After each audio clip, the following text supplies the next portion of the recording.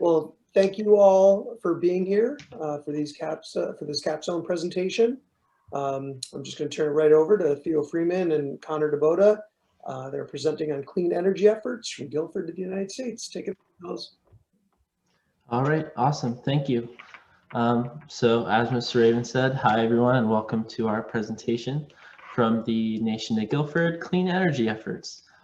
We appreciate the time you took to come to see what we've studied throughout the semester, and we look forward to showing you what we learned. So to begin, I think it's important we talk about why we did a capstone and why we chose to study what we did this semester. Theo and I both wanted something outside of the standard academic path to learn about.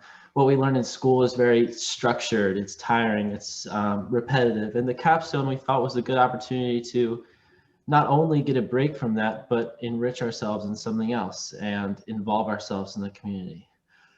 So after a lot of talking and a lot of searching for ideas, we found we were both interested in the environment and clean energy. And we had an interesting discussion about how we perceive the concept of clean energy. We found that there is this public conception of clean energy that it's kind of a burden that we hold, or a big political debate, or irrelevant, or at times even a sensitive topic. But we don't think that that's what clean energy should be. So we formed our own conception of what clean energy is. We think that clean energy is a technological opportunity. We think it's a chance for a new industry. And most importantly, we think that this is a generational chance for innovation and efficiency, and we'll go on to explain. So over the course of history, as I've learned as I've seen a common theme in my US history class, is we as humans have this natural tendency to look for new means of efficiency. And this could be efficiency in communication. We can now talk to anyone, anywhere on the phone at any time at a very rapid rate. We have efficiency in transportation, from walking to biking to trains and now planes. We have very efficient means of travel in the sense that it saves time.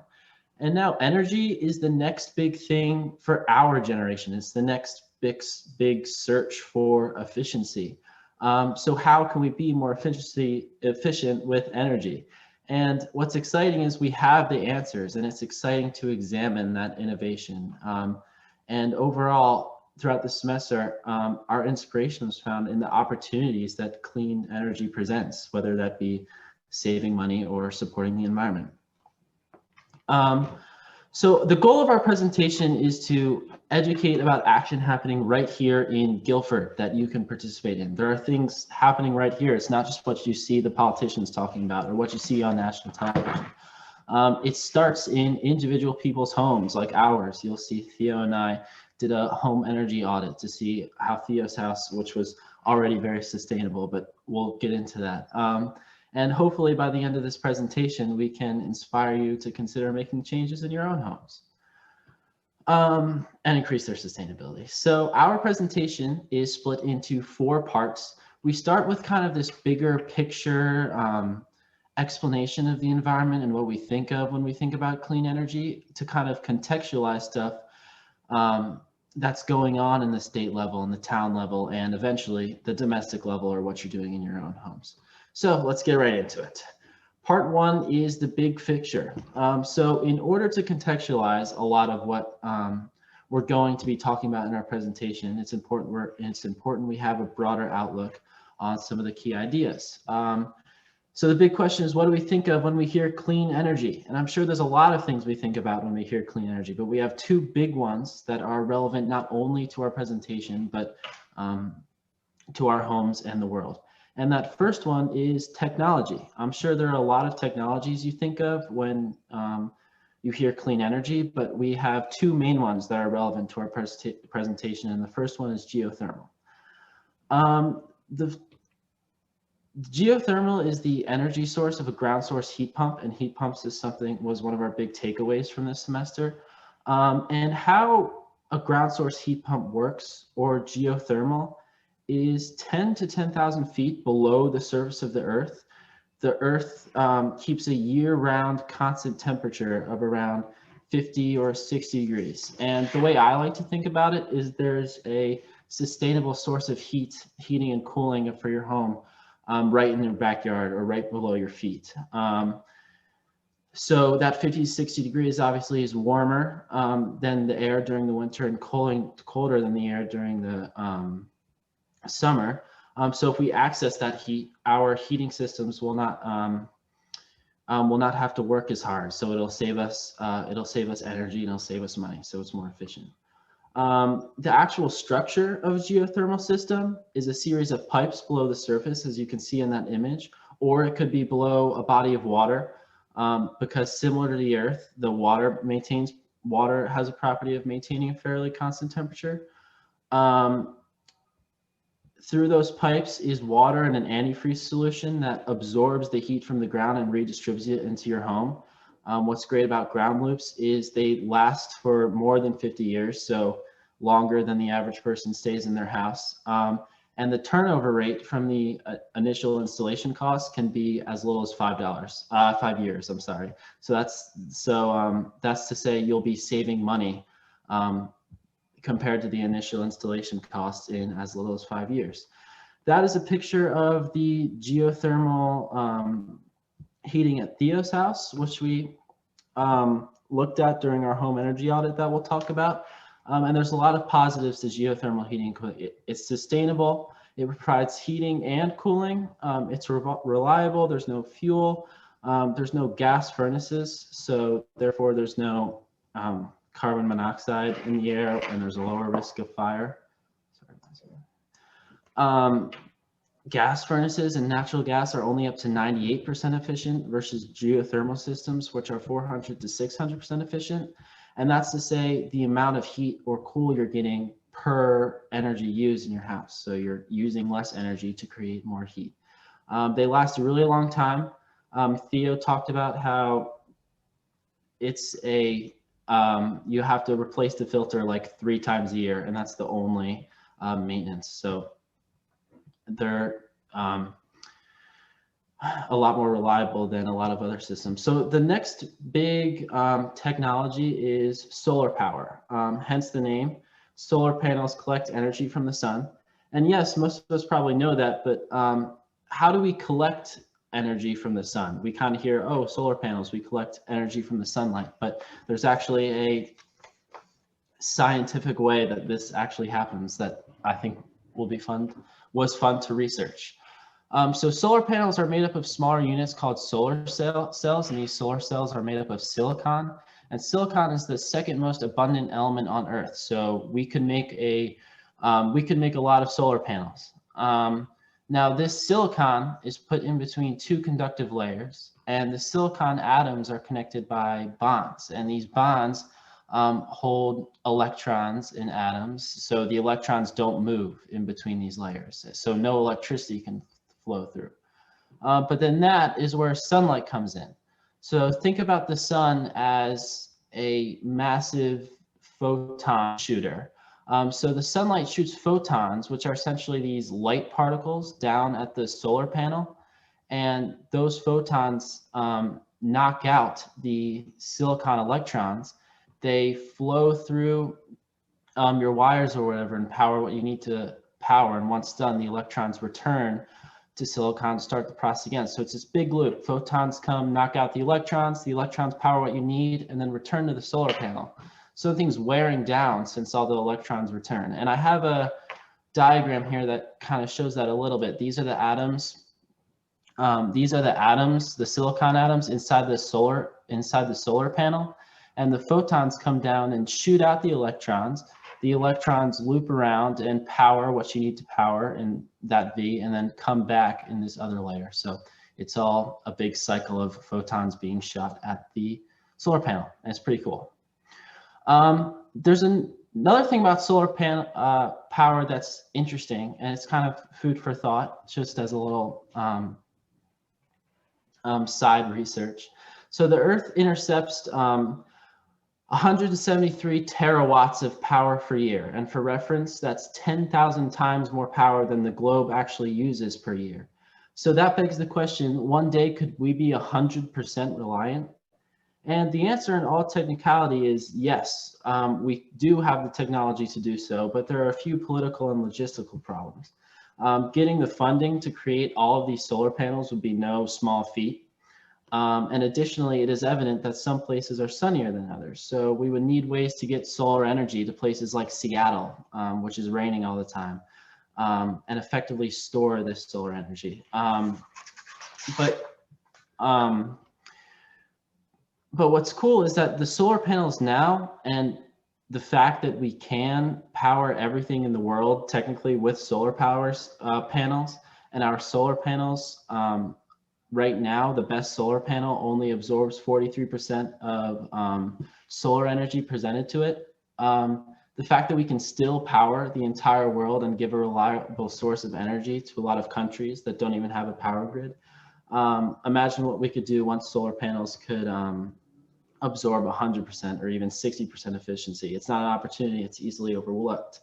And for some perspective, these are two of the biggest solar farms in the world. They float on water and are in big deserts like the Sahara Desert. So it's interesting that one day we could possibly be entirely reliant on solar panels. So those are two technologies that are relevant to our presentation. And now one more big picture thing is global warming. And without a firm understanding of what global warming actually is, we hear global warming a lot on the news, it is hard to find a sense of purpose for clean energy. So let's look at global warming and see how it happens. So when talking about global warming, you probably hear the term greenhouse gases a lot. And we need to understand what is a greenhouse gas and what do they do? Well, it's really in the name greenhouse. A greenhouse is a clear building made of gas that allows sunlight to come through, but traps the heat inside, so it keeps the plants cool in the winter.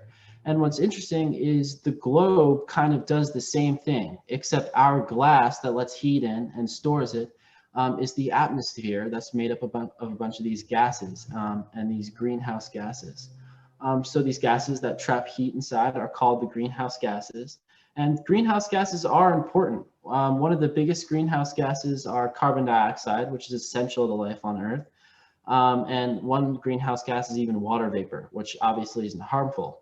But the thing is, if we have too many of these gases, it kind of thickens it and doesn't let the heat get out. The heat is kept in, which is why there's rising temperatures, because the more of these gases that we emit, the more heat that is absorbed. So here's a diagram of how that happened.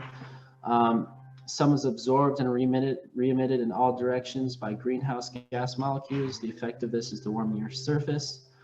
And here you can see how those greenhouse gases redistribute, like carbon dioxide and water vapor. And the more of those we have, the hotter the atmosphere and the surface temperature of the Earth will get.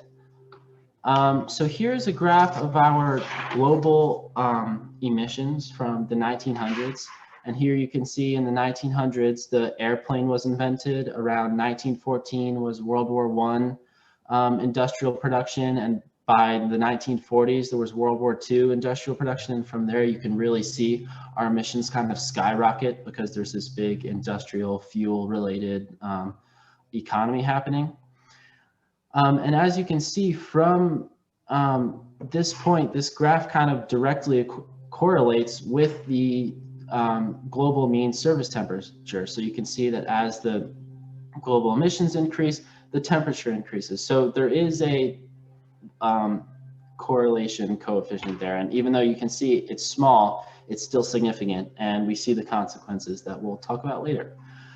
So now that we have a broader understanding of, kind of the national global ideas and technologies that are relevant to our project, we can see how these concepts kind of apply to state legislations or actions that are actually being made. So I will pass it on to Theo to talk some about that.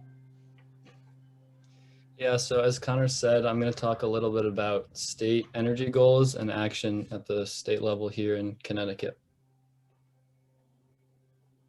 So the first thing I looked at for this project was the 2021 Connecticut update to the 2019 to 2021 energy goals / energy plan. And I found that our state's goals consist of advancing energy goals, focusing on savings for customers, and maintaining a sustainable workforce in Connecticut. And this green workforce is extremely important, and it can create 36,000 new jobs each year. In addition, there are lots of efforts around educating the public through community engagement, and Connor will talk a little bit about this later with a program called HeatSmart. So here are some numbers from the 2021 update. As you can see, it's a pretty big investment, but it'll be worth it in the end with all these predicted savings, and knowing that Connecticut did our part in reducing the impacts of global warming. So in this graph, the blue line represents electricity sales in Connecticut with current energy policies, while the orange line shows the energy sales when the state invests in energy efficiency. Additionally, the orange line also keeps in mind that more and more people will continue switching to electricity, so and heating and powering their homes. So even though more people will be using electricity, the total electricity output will still decrease because of how much efficiency makes a difference when it's made a top priority.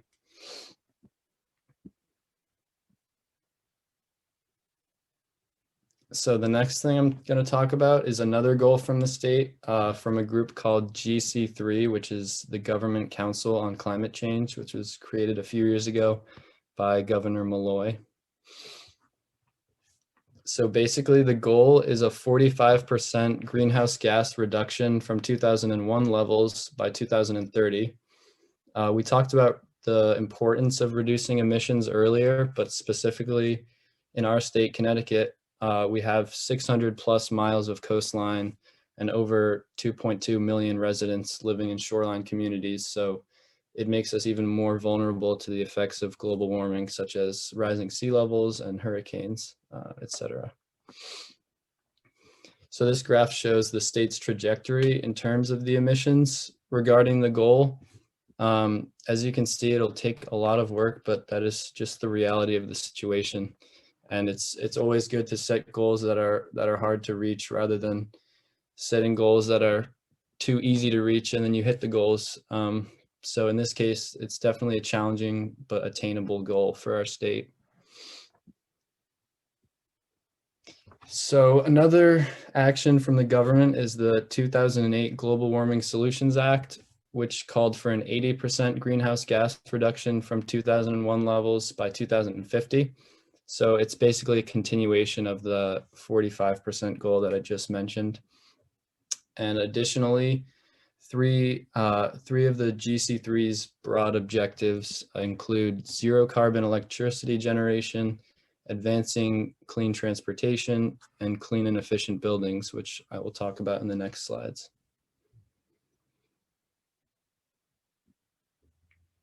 So the GC3 strategies for decarbonization consists of setting a fee for certain amounts of carbon burned by fossil fuels, setting a limit on carbon emissions, and training the real estate industry to use State Department of Energy efficiency strategies in real estate.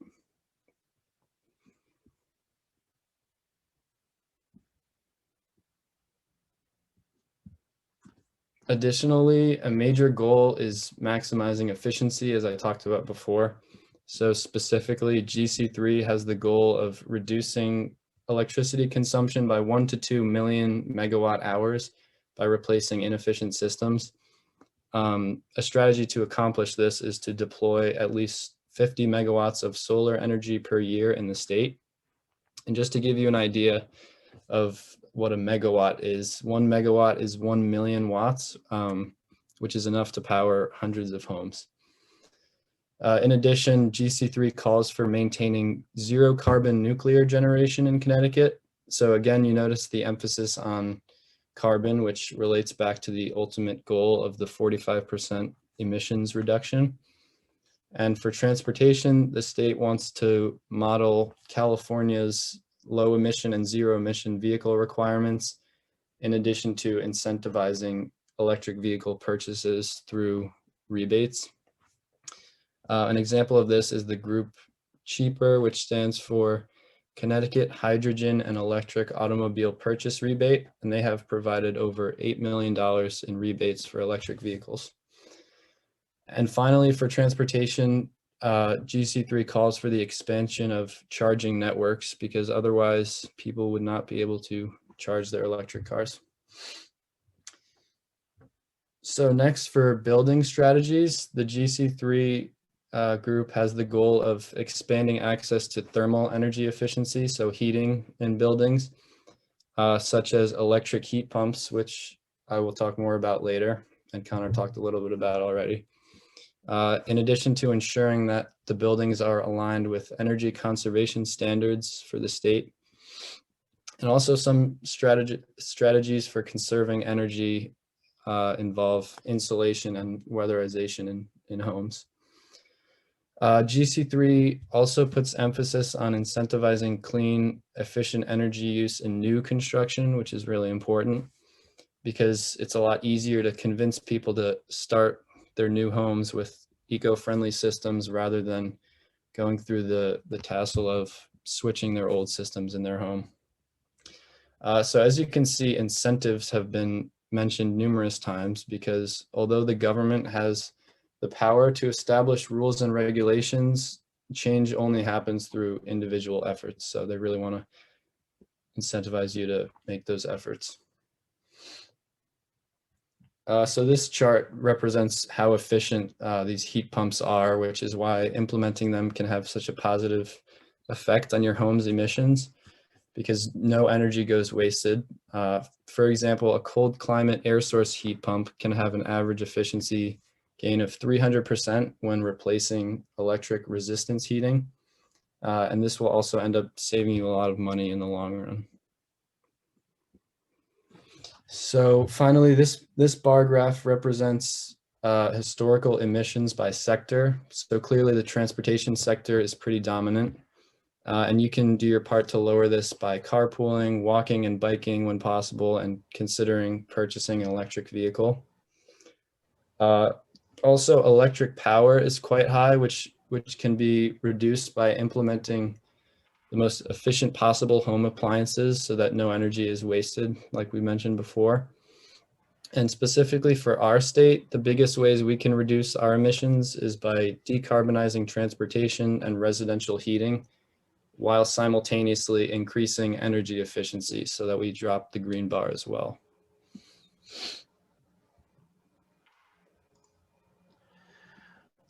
So Theo discussed kind of the state incentives and now state and regional.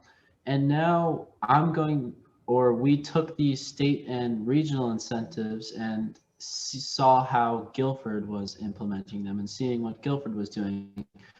A big takeaway from our project, how are we as a town going to contribute to these massive goals? And this was a big takeaway from our studies this semester. So to begin, the state of Connecticut specifically. So before we get to Guilford, we'll talk about an organization in the state of Connecticut called PACE, or People's Action for Clean Energy. And People's Action for Clean Energy is a public health and environmental nonprofit organization, a group of Connecticut citizens. Their mission statement. Their mission is to transition Connecticut to a clean energy through grassroots education and advocacy. So they're super community oriented and all about educating people about clean energy and advocating for why it's important. The 100% CT project is to have 100% clean energy in Connecticut. And it really focuses on each individual town coming together and doing their part in their own town, which I think is interesting because it's impossible to achieve these massive goals without each individual town and each individual house doing their part. So that's kind of what People's Action for Clean Energy is about. And PACE's values in action are those that we reflect in Guilford. So it's important that we discuss what's going on in Guilford and discuss these values. So a big part of the contribution that we can make to our town towards clean energy efforts and trying to be as efficient as possible is heating and cooling. Heating and cooling accounts for about 1/3 of those greenhouse gas emissions that we talked about. And PACE has a plan for reducing these emissions. So step one, I skipped over those. Step one is heating and cooling loads through investments in efficiency. So these houses built before 2000 are not very efficient, and this could be due to a series of things, which could be poor heating systems or poor insulation, like losing heat through attics or windows. And these are easy fixes that we can make doing insulation, updating our heating systems. And this efficiency that People's Action for Clean Energy doesn't even have anything to do with clean energy. It's about taking what we have and making it more efficient, which reduces emissions and saves money in your house. And we see this when we did our own efficiency inspection at Theo's house, where they sealed some of the walls, but we have some pictures and we'll get more in depth in that a little bit later in our presentation. So that's the first step, make what you already have more efficient, which will save you money already. And then the second step is where we get into actually replacing those current systems with clean, low carbon electricity to heat and cool our buildings. Because as we said, heating and cooling is a big deal. So we changed from that combustion heating that most people have as of now to that heat pump technology. And this could be ground source, the geothermal, or the air source heat pumps. Once again, reiterate, it achieves efficiencies well over 100%. They work effectively in climates even as low as -15 degrees Fahrenheit, which I can't, in my time in Connecticut, we have not reached -15 degrees. And there are a lot of positives to these clean energy options. There's clean control of temperature, better control of humidity, improved acoustics, meaning it's quieter, there's a lower carbon monoxide risk because we're not burning those fuels, and a reduced risk of fire because we're not burning those fuels. And in addition to that, you save hundreds of dollars a year, and they're not a lot to maintain. And we said earlier, the turnover rate can be as little as 5 years. So we have these two steps. We have make our houses more efficient, and then make the transition into clean energy. But how are we going to do this? We know we have these goals. So PACE is super focused on community engagement, like that in Guilford. Effort in each individual community to reduce emissions is really important. And PACE strives how people can benefit economically with a conversion to clean energy and heat pumps, which we'll discuss. HeatSmart CT is what's going on right now, and their job is to recruit a volunteer team to help educate the town, which during our capstone project, we actually joined this volunteer team, and we played a role in doing what we could to our house to make it efficient, which we'll continue to talk about. So what is the HeatSmart commitment? And HeatSmart is the organization in Guilford that is trying to achieve PACE's goals. So HeatSmart has a commitment to reducing carbon dioxide emissions. They're partnered with PACE. And they encourage the adoption of energy and money savings, low emission heat pump systems to heat and cool homes in our community. And they have a 4-step plan that kind of reflects PACE's goals, and this 4-step plan is actually what we participated in our home energy efficiency inspection. So the first of the 4 steps is to get a home energy audit. As I said a million times, later in the presentation, we'll talk about how we did one of those at Theo's house. A $50 audit, or to some extent, you can get them for free. It delivers about $1,400 worth of products and $200 a year in savings.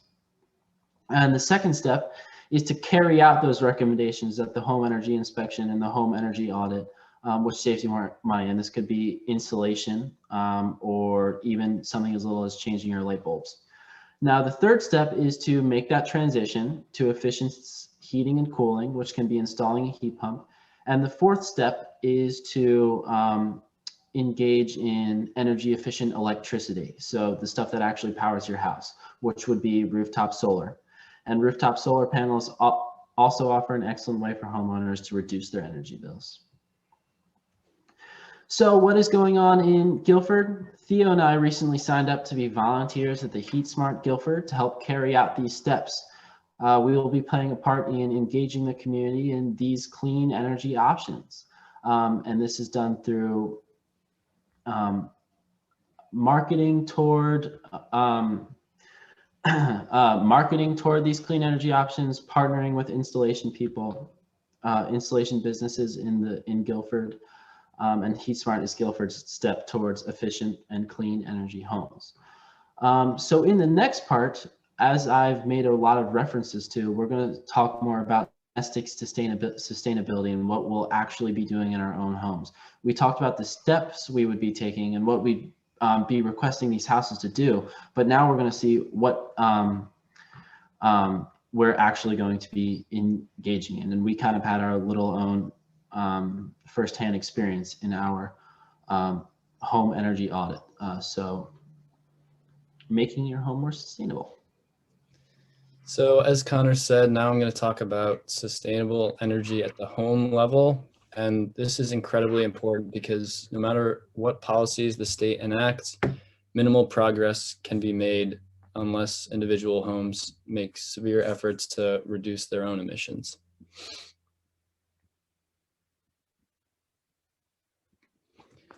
So again, to reiterate, burning fossil fuels in homes or anywhere increases carbon dioxide emissions and greenhouse gas emissions, which traps heat in the atmosphere and leads to extreme weather, as well as other devastating effects of global warming. And the sustainable alternative to fossil fuels is electricity, which must be implemented efficiently in homes throughout the world to help save the planet.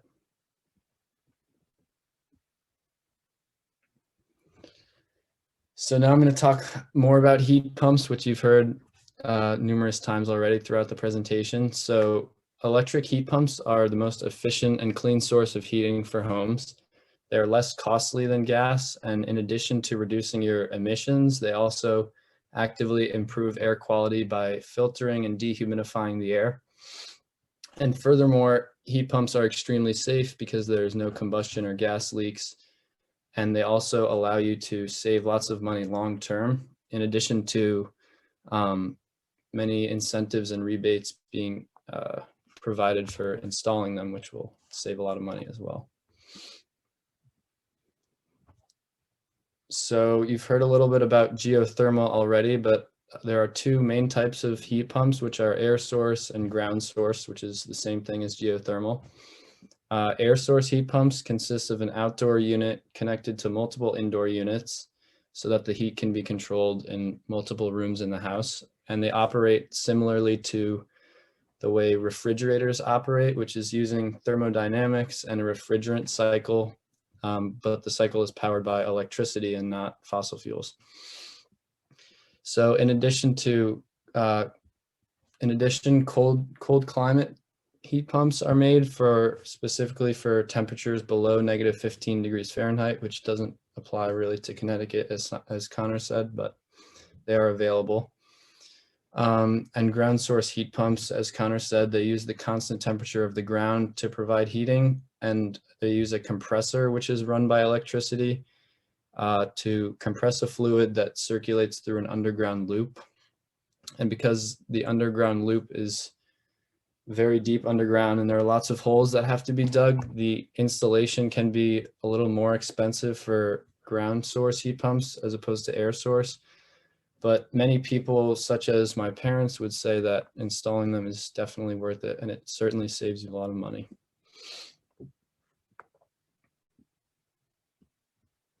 So how they work, as I said, they use thermodynamics and the physics principle that heat travels from warm objects to less warm objects.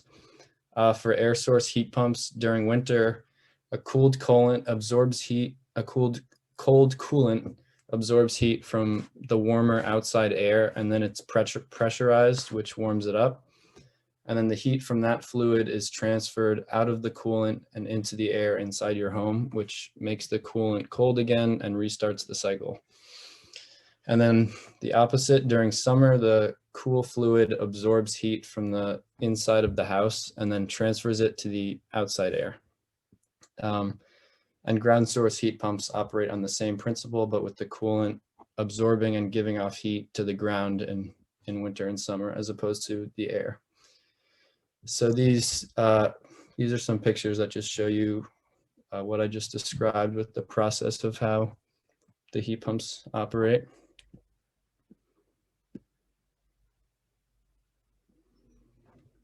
Now for electric vehicles, I mentioned these earlier as well. They are a crucial way to reduce emissions. Although they have a smaller range than gas cars, which is around 80 to 100 miles, but in some cases up to 250 miles, they eliminate the chore of filling up your car with gas, which is extremely convenient. And in fact, if your daily commute is less than the range of the car, then you can charge your car overnight and for the next day's journey, which is extremely convenient, and you won't have to make any stops during your day to charge it up. Depending on the voltage of the charger and the battery, the charging can take anywhere from 30 minutes all the way up to several hours. And there are two main types of electric cars. There's fully electric cars, and there are also plug-in hybrids, which use electricity for shorter ranges and they use gas for longer ranges. And finally, a major benefit of electric cars, which is the same as with geothermal, is that they require much less frequent maintenance. So for example, you do not have to get oil changes because it's just a battery, which is extremely convenient. So Connor talked about these home energy audits a little before as well, but if you want to know how to improve your home or how efficient/inefficient your home is, then you should schedule a home energy audit. We had one at my house by New England Conservation Services, but there are other groups that do them as well. This specific group works with Guilford HeatSmart, which is how we were able to schedule it. So basically the energy evaluators inspect your combustible appliances, they test your home's air tightness, evaluate insulation, install energy efficient light bulbs, and they offer discounts and incentives for changing to clean appliances. If you're interested, you can visit their website to determine if you're eligible for a free audit.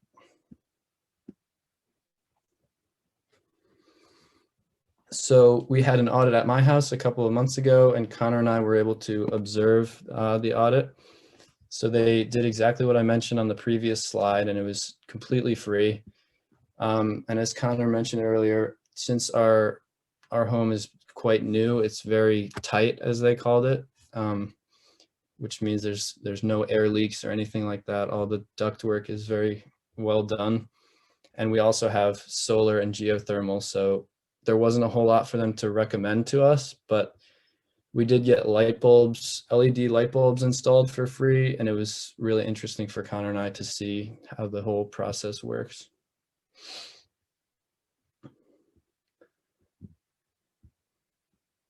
So this is a small part of the report that we had mailed to us after the audit. So as I mentioned, our home is pretty energy efficient since it's so new, but you can imagine how much money you could save and the difference between those green bars if your house is older or not as efficient right now.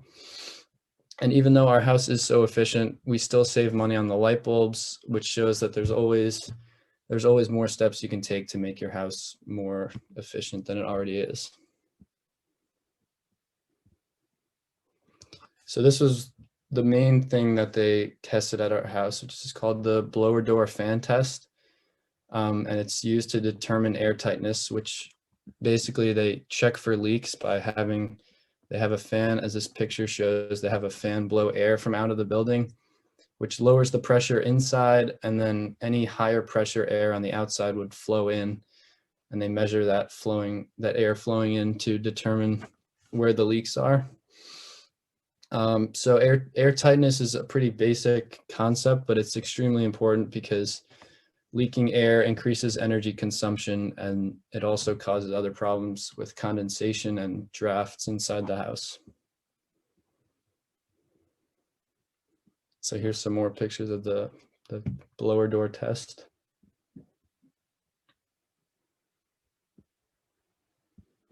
So these audits are important to make sure your house is as efficient as possible, so that, going back to the graph from earlier, the bars for electric power and residential emissions can decrease. In addition, from a financial standpoint, they help to estimate the cost of any changes that should be made to your home.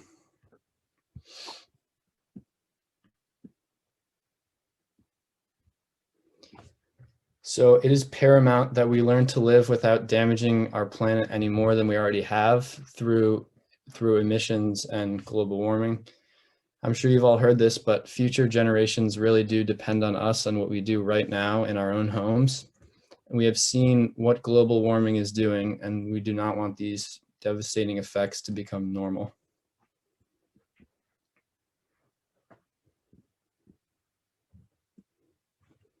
In addition, we all see the news about climate change and global warming, and we hear these politicians talking about it, but most of us haven't really stopped to think about what we can do in our own lives to make a serious impact. And in case you haven't heard us say it enough, change starts in individual homes, and that is how emissions can be reduced drastically in the world.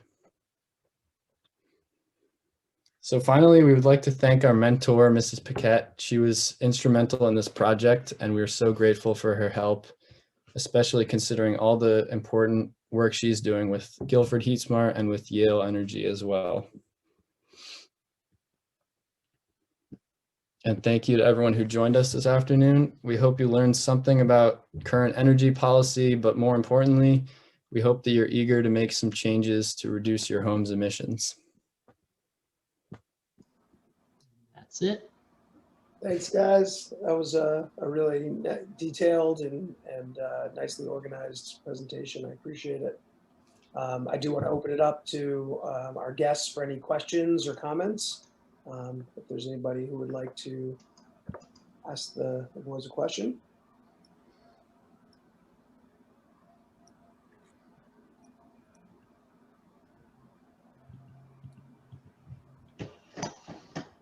I'll ask one if that's okay, before we move on to our next presenter.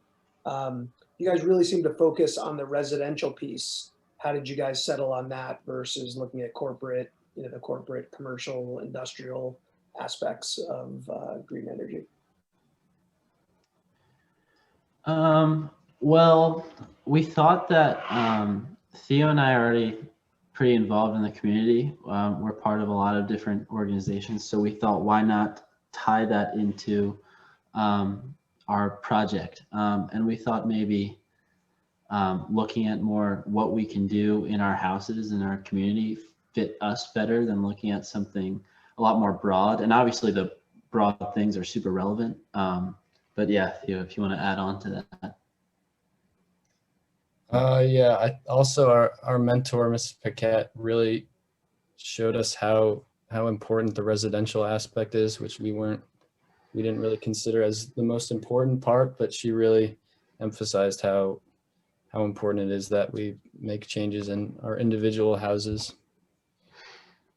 Yeah, I was surprised. That chart surprised me, how high the residential piece was compared to the industrial piece. Right. Nice job, guys. Thank you very much. I think we might have a question here in the chat. Hold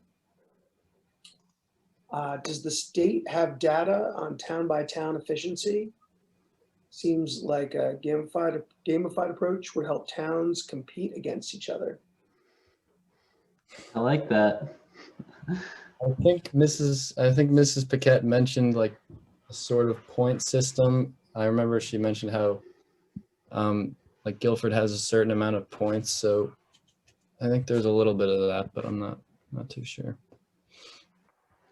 Yeah, I do think that that idea is interesting, right? I mean, Guilford versus Madison or Brantford versus East Haven, those rivalries already exist.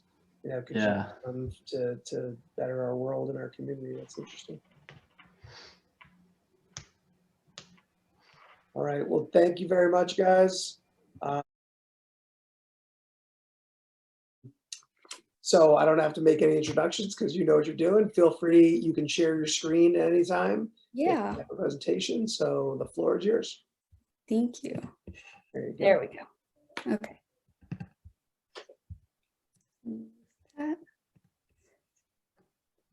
Okay, well, I don't know if I should start with this introduction anymore, but thank you so much for joining this Zoom presentation. My name is Natalie Bryan, and I'm so excited to share with you that what I've learned this past year about the Popper Etudes.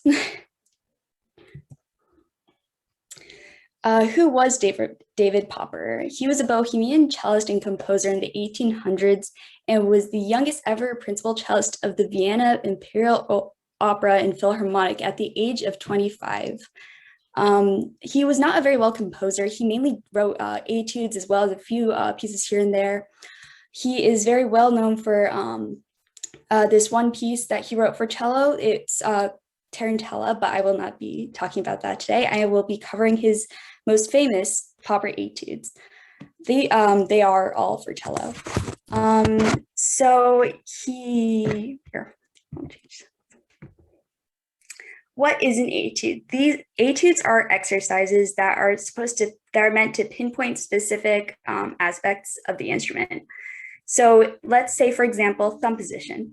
Thumb position is a specific technique that some etudes in the Popper etudes will cover and will specifically they're meant to develop your ability to do the thumb position.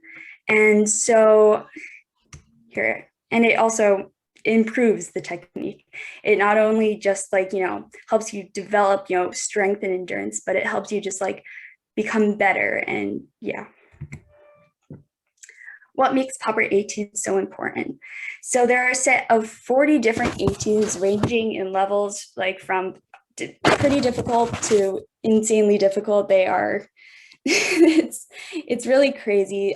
People from all levels, starting in high school, will begin to learn them all through college, and even after college as a profession, they will continue learning them, and it's really amazing. One reason why I'm doing this presentation is because I will actually be using the Popper etudes for audition repertoire for college. And so I want to develop my abilities not only for using the etudes to develop my abilities for other pieces that I am playing, but also to prepare these specific etudes that they require, because I believe they do require 1 to 2 Popper etudes, a few pieces of Bach, and a concerto of your choice. So a few the etudes do pinpoint techniques such as building endurance in the fingers. In the left hand, that is where the most work is needed, and as well as building endurance, so getting through the entire piece. That is one of the most difficult things to do, especially if it's very fast or the rhythm is very complicated. It becomes very difficult to just get through the piece, and so it really helps you build that endurance to just push through to the end. It also helps you facilitate clean, fast playing, which is very important, especially when it translates to other pieces. And it also teaches you how to perform technically challenging pieces as beautifully as possible. So this YouTube link actually isn't working. I'm going to just go over here to this. And so I will be showing you a video of me performing the first Popper etude. So.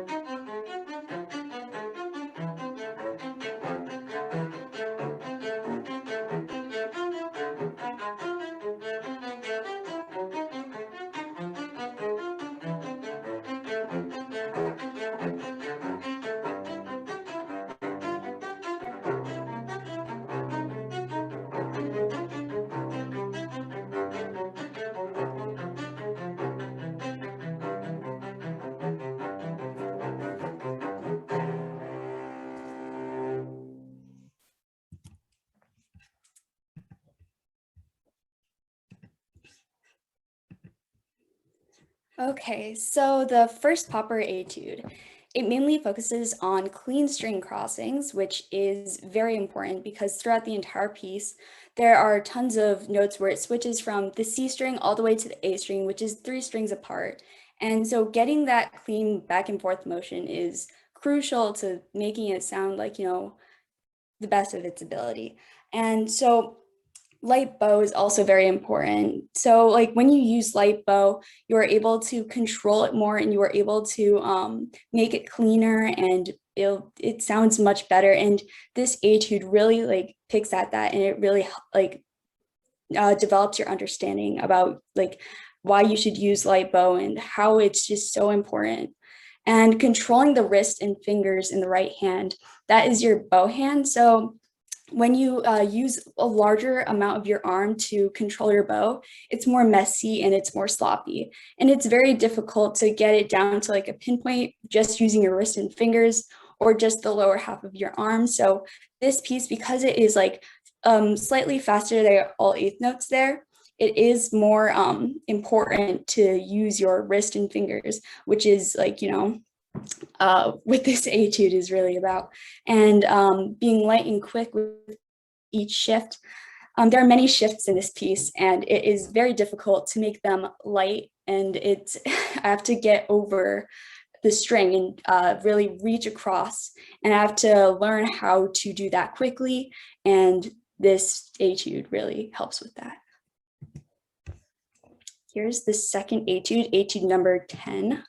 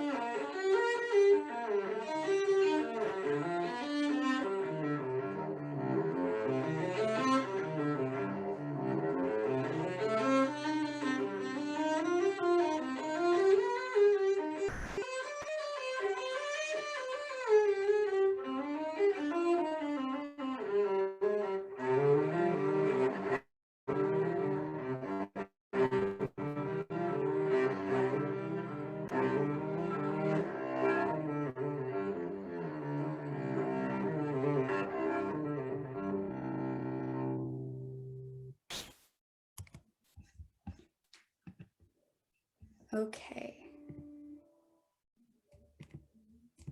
Oh, okay, so Etude number 10. This one mainly focuses on how to make these difficult passages musical. And you have to really work on the phrasing and how like dynamics die in, go out, and how it just all fits together. And you have to learn how like each like phrase begins and ends, and like how you want to present it to the audience. And I had a lot of trouble figuring out certain passages and learning how to phrase it. But with the help of my mentor, I was really able to come through and figure out how I could really like make this one part musical, ritardando at a certain part, and make a crescendo, a diminuendo. And I was really able to learn from that. The left-hand fingering placement is also very important, because if one finger is slightly off, especially in thumb position, you can really hear it, and it makes a big difference. So it really makes this etude makes you very vulnerable, because some parts are very tricky up in thumb position, and it is it's very hard to overcome that. So through this etude, I was able to overcome that, and yeah. Here is Etude 22.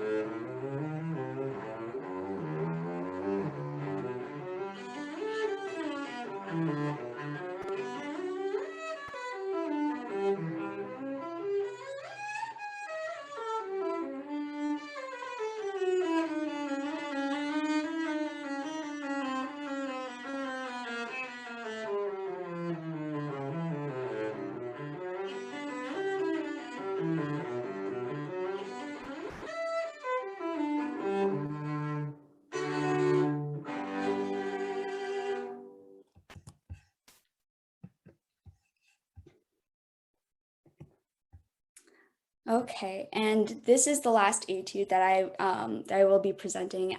That was Etude 22, and it really focused on making clean far shifts. As you saw, there were a lot of shifts that went really high up from first position, and I had to really learn how to make that clean without making too much of a slide. A lot of it depended on muscle memory, which is very crucial.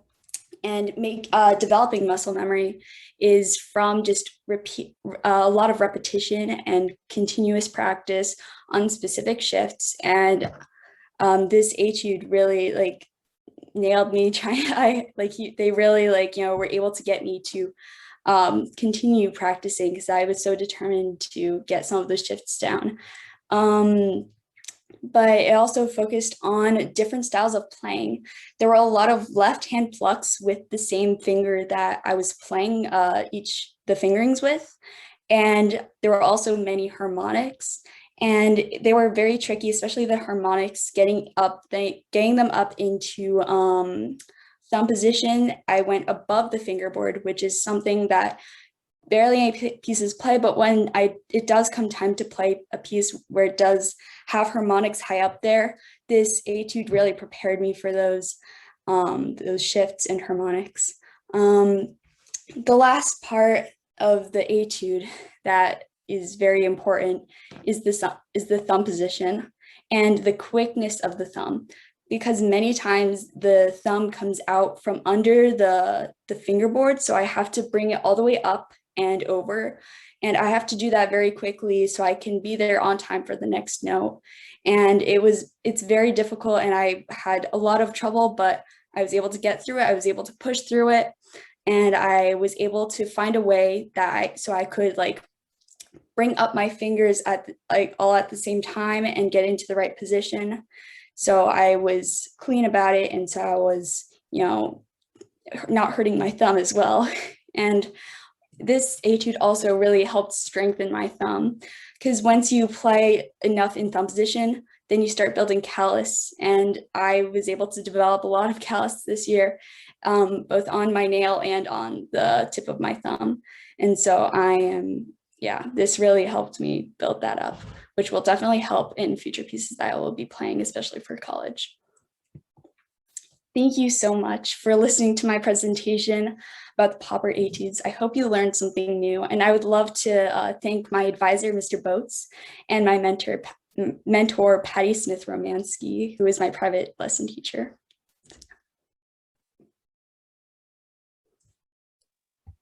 That was great, kiddo. Thank you very much. And I definitely learned a lot that was new. I'd say just about everything in there I learned was new. So thank you.